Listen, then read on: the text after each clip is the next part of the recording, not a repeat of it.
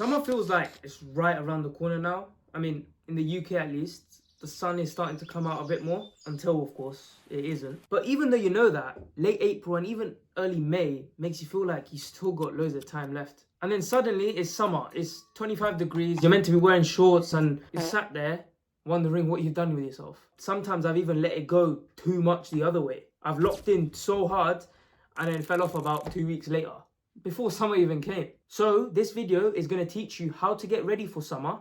I know you ain't got long, but at least give you the foundations and the stepping stones to get you in the right way. I want to jiggle with your...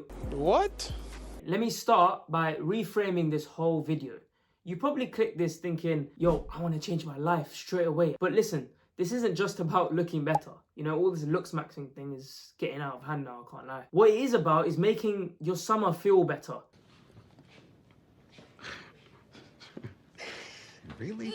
And I know that sounds a bit wishy-washy to some people, but if you feel confident in yourself, I don't care how you look. You know how to carry yourself, you sense a vibe, and that's all you want in summer, right?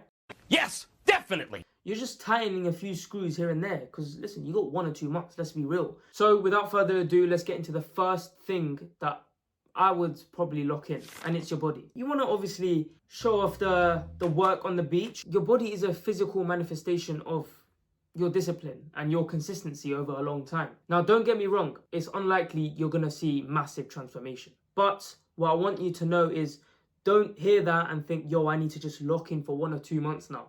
Nah, extreme will never last. The real answer you're looking for is momentum.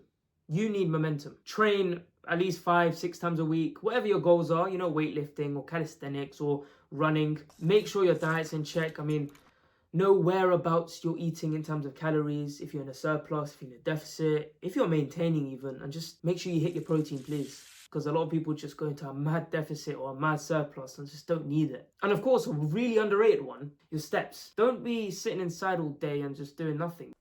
It's time to stop. The main thing for me, I don't know if it's the same for you, but I've seen a lot of people, I guess, have the same trait, is the weekend is one of them ones where it kind of just all goes in the bin, and we need to stop that. The main thing that you need to understand is that if you have a goal, you'll be able to reach it better because everything you do has a reason. You can still enjoy it, but you have more control because you know what you're trying to do. Or, I don't know, you're home alone, there's flipping chocolate in the cupboard. I've fallen for it so many times. Me? Just hanging around. But when you know your goals and you know your identity, you can hold off it. The food isn't running anywhere. So what I'm trying to say is, in terms of your body, don't try and do a madness over the next 1 or 2 months. Repeatable is better than perfect. If you can make anything repeatable, you'll win it. One way you can do that is make it automatic. Something called habit stacking. So maybe do your training straight after work, 45 minutes, an hour, that's it. Also, what I found is deciding your food rules earlier. On the weekends, it gets a bit techie, I can't lie, but as long as I know what I'm trying to hit in terms of goals, you know, I'm trying to get my protein, 130 grams a day, 140 grams a day, and stay in a deficit, so I know whereabouts I'm hitting. I promise you, if you just have your systems right, it'll be easy for you too. Okay, next part is energy.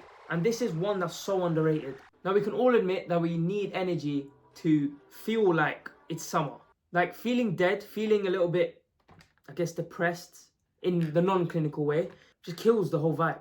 And that starts with bad sleep, lazy mornings, doom scrolling with no intention. So hear me out, there's no point having a six-pack if your vibe is dead. So, the fix. Listen, how good you sleep, it's not just about quantity, but it's all about your quality of sleep, determines your whole day. So what I do usually is cut my phone off at least half an hour before bed. And you can do whatever you want, read, journal, stretch. So basically, cut off any light, mainly your phone. Go to sleep earlier. Make sure you get enough water. Also, a big one, daylight. Very underrated and it's not spoken about enough, but make sure you get 10 minutes or 20 minutes outside in the morning as soon as you wake up. There's so many benefits of the sun. Call your boys. Pick up the phone and start dialing. Go have a game of football in the park. Do something. And the last one, I guess it kind of all ties in, is stop wasting your nights. You know, don't be playing games until midnight. It's so tempting, I know. Last summer, that's all I was doing with my boys. Got a case of Red Bull? Gonna pull an all-nighter. You down? Yeah.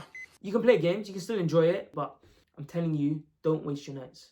You can waste a couple, but don't waste all of them. Appearance-wise, now, I know I've talked about body, but this isn't just about your physique. Your hair, your skin, your clothes, your posture, all count. Now, I'm not saying I'm amazing, don't get me wrong. I mean, some of you guys probably think I'm ugly as well. Don't really care. But confidence comes in how you present yourself. So sort the obvious things out. Feel pride in how you carry yourself about, and I'm telling you, that will fix your energy more than anything. And I know it's quite basic. It will make a big difference, I promise you. Now, this is where it gets a little bit techie. So I've talked about body, I've talked about energy and a bit of mindset, and also how you present yourself. These are all things that can help you, make summer really good. But now it's probably the most overlooked part. Look, we all know good summers are built. They're not something that you can just pray and hope for. For me, if you have plans in the summer, you're gonna have a sick summer. Do whatever it takes. Cheers, I'll drink to that, bro. You could be busy with work or uni. Sort your calendar out. Make sure you're doing everything the next 1 or 2 months. And then you have a little bit of time for yourself in the summer. Or, I'm gonna tell you the impossible. How about you message some of your boys or girls and say, let's go on a little holiday.